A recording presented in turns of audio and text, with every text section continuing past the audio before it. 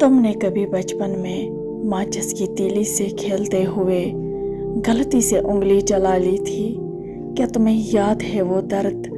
सिर्फ एक लम्हे की आग और तुमने चीख मार दी थी।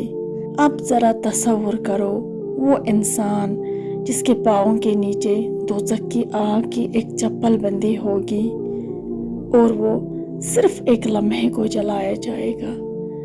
न वो काफिर होगा, न जालिम, बल्कि वो जो कहता था मैं तो मुसलमान हूँ, लेकिन वो नमाज छोड़ता था, वो झूठ बोलता था, वो माँ को जवाब देता था, वो रब को भूल चुका था।